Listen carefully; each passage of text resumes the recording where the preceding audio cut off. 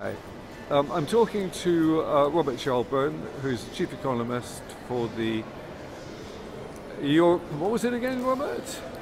It's one of the 5 regional commissions of the United Nations. The one for Europe is the Economic Commission for Europe in Geneva, Switzerland.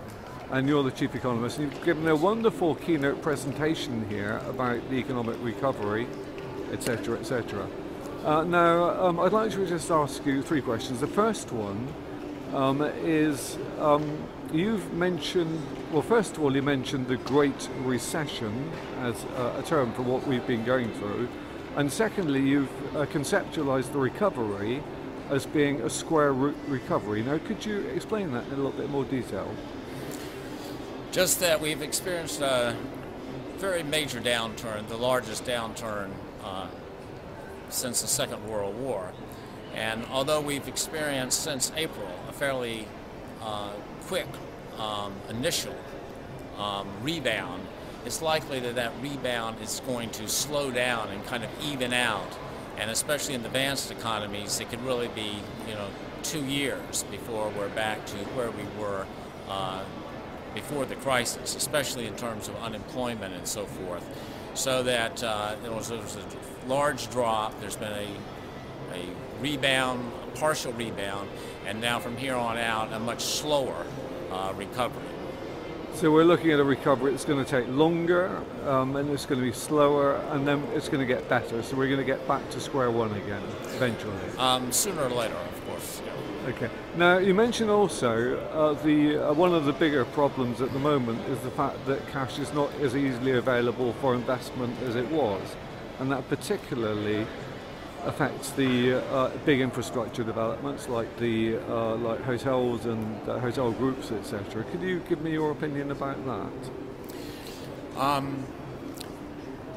Obviously, this is a financial crisis, so the financial system has been under stress.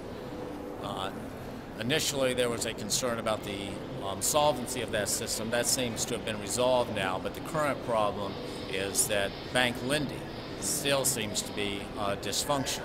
So enterprises basically that need to raise funds, not only new companies, but existing companies with large debt, are going to have problems raising the capital that they need. And that will obviously present a number of problems for the industry. Also, an aspect of this crisis was that it was in many ways a real estate crisis, and commercial real estate, which would obviously affect hotels and so forth, is going to be part of that problem as well. So both the lack of financing and potential problems in the more general commercial real estate market suggest some difficult times ahead.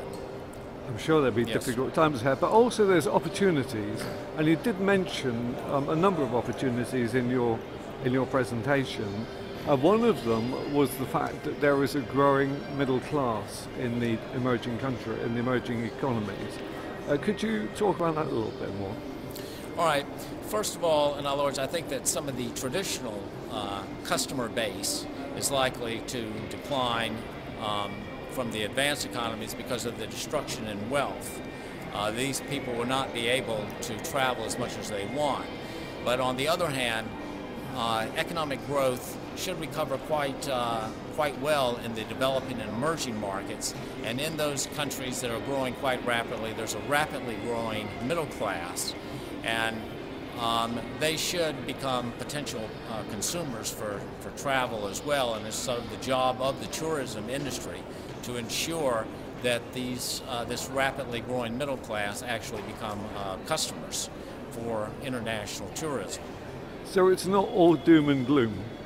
No, I'm very optimistic in the long run for the industry. I think the industry has very bright prospects in the very long term, but the next year or two could be a difficult period of time. Any other challenges that you can foresee over the next couple of years?